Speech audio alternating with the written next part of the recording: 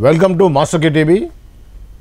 ఈరోజు రాజకీయాల్లో ముఖ్యంగా చర్చించే అంశం ఏంటంటే అమిత్ షా, సెంట్రల్ మినిస్టర్ అమిత్ షా మీద తీవ్రమైనటువంటి విమర్శలు వెలువడుతున్నాయి. దానికి కారణం రీసెంట్గా సిరిసిల్లాలో అయినటువంటి బహిరంగ సభలో మాట్లాడుతూ ముస్లిం రిజర్వేషన్ని మా పార్టీ పూర్తిగా ఎత్తివేస్తుందని మాట్లాడారు. దాని మీద చాలా ఛానల్స్లో చర్చలు, అందులో భాగంగా మనం కూడా మాట్లాడాము. సో ఫైనల్గా తెలియదు ఏంటంటే ఆ వీడియో ఫేక్ వీడియో అని. సో దీని మీద ఎవరైతే ఆ ఫేక్ వీడియోని డిస్ట్రిబ్యూట్ చేశారో, ఎవరైతే మొట్టమొదటిసారిగా దాన్ని ఫేక్ వీడియోని క్రియేట్ చేశారో వాళ్ళ మీద సైబర్ క్రైమ్ మీద ఆల్రెడీ దాని మీద కేసు నడుస్తూ ఉంది. ఈ కేసులో భాగంగా తెలంగాణ ముఖ్యమంత్రి సీఎం రేవంత్ రెడ్డికి కూడా నోటీసులు పంపించారు. అయితే సీఎం రేవంత్ రెడ్డి గారు ఆఫీసులో అందుబాటులో లేకపోవడంతో ఆఫీసులో ఆ నోటీసులని ఇవ్వడం జరిగింది. దానికి సంబంధించి ఏం జరగబోతుంది ఏంటి అనే విషయాన్ని దాసరి విజ్ఞాన్ గారితో మాట్లాడదాం. విజ్ఞాన్ గారు, ఏమిటండి మనం ఇప్పుడు ఆల్రెడీ ఏఐ టెక్నాలజీ వచ్చిన తర్వాత డీప్ ఫేక్ వీడియోస్ అనేది మనం చూస్తూ ఉన్నాం. ఆల్రెడీ మనం గతంలో రష్మిక మందన వీడియో మీద దేశం మొత్తం మీద పెద్ద టచ్ అయ్యింది. సో ఇప్పుడు తాజాగా ఆపద్ధర్మ హోమ్ మినిస్టర్ గారు అయినటువంటి అమిత్ షా గారి మీద జరిగినటువంటి ఈ యొక్క ఫేక్ వీడియో గురించి మీరేమంటారు? యాక్చువల్గా ముస్లిం రిజర్వేషన్ రద్దు చేస్తున్నాము, అందరిని ఇలా చేసేస్తున్నాము, సర్వనాశనం చేస్తున్నాం అన్నట్టుగా ఆయన చెప్పినట్టుగా ఒక వీడియో వచ్చింది. ఆ వీడియోని చాలామంది వైరల్ చేశారు. దీంట్లో ఇప్పుడు ఈ హరీష్ రావు అండ్ కేటీఆర్ దీన్ని ఆయుధంగా తీసుకొని ఇది రేవంత్ రెడ్డి అకౌంట్లో వేద్దామనేసి ప్లాన్ చేశారు. రేవంత్ రెడ్డి బాగా సర్కిల్ అవుట్ చేశాడు దీన్ని అని చెప్పేసి వీళ్ళు మాట్లాడడం, ఆయన రేవంత్ రెడ్డికి నోటీసులు పంపడం, ఆయన ఇంట్లో అందుబాటులో లేకపోతే గాంధీ భవన్కి నోటీసులు ఇవ్వడం, ఇంతవరకు అంతా జరిగింది.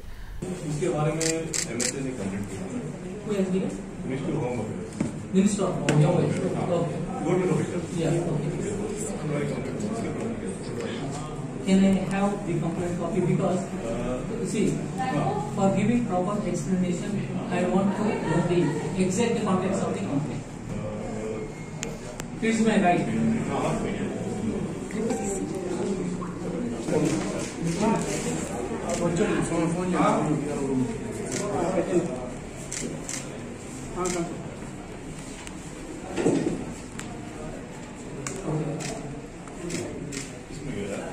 This is the URL.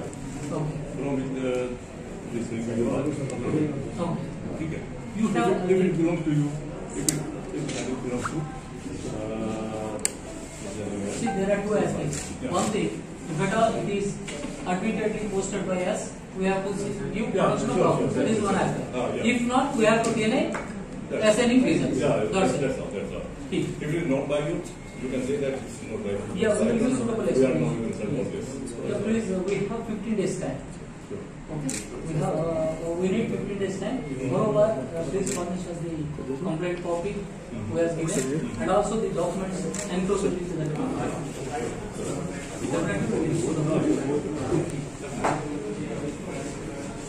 Notice కూడా ఎలా 153, 153A, 465, 469, 171G ఈ ఇన్ని ఐపీసీ సెక్షన్ల మీద కేసులు నమోదయ్యాయి. ఇక అసలు విషయానికి వెళ్తే డీప్ ఫేక్ వీడియోలు అసలు ఏఐ టెక్నాలజీ వచ్చిన తర్వాత సంతోషపడాలో లేకపోతే బాధపడాలో అర్థం కావట్లేదు. ఫర్ ఎగ్జాంపుల్ ఇప్పుడు మనం ఇక్కడ ఉన్నామండి, మనుషులం వస్తున్నాం, ఇద్దరం మాట్లాడుతున్నాం, వార్తలు చెప్తున్నాం.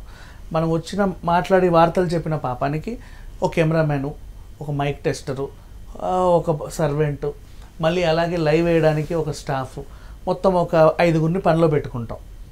వార్తలు అయిన తర్వాత మళ్ళీ దాన్ని ఎడిట్ చేసేవాడు ఒకడు, ఎస్ఈఓ ఒకడు, ఇంకేవో ఒకడు, రైట్?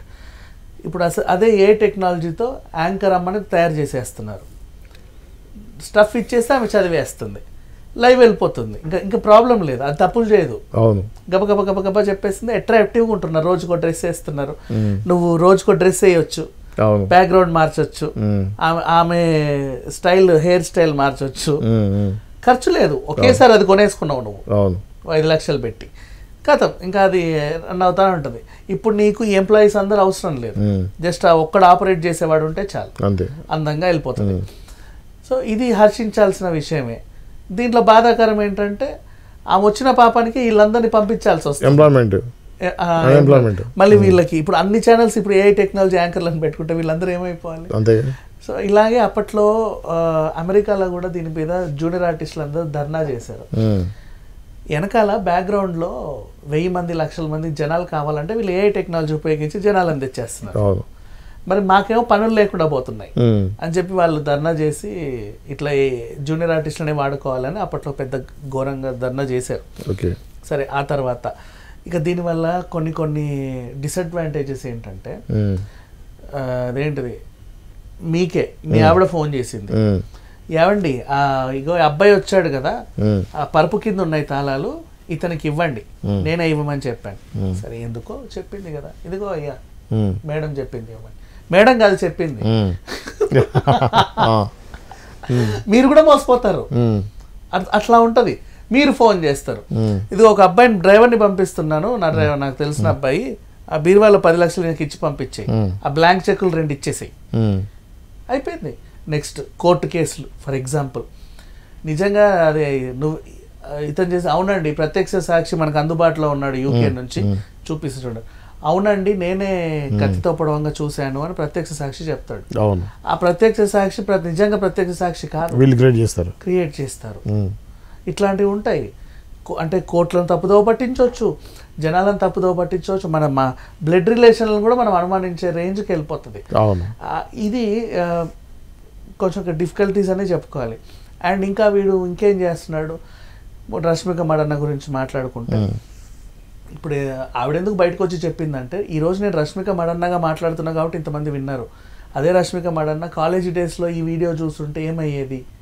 ఇప్పుడు ఒక ఇంటర్మీడియట్ అమ్మాయి వచ్చింది, మన మధ్యలో తిరిగి మన ఫ్రెండ్ వాళ్ళ కూతురు రోజు ఇక్కడి నుంచే వెళ్తుంది, మనమే ఎక్కిస్తాం బండి, ఆమెది మనకు ఒక నగ్న వీడియో వస్తుంది.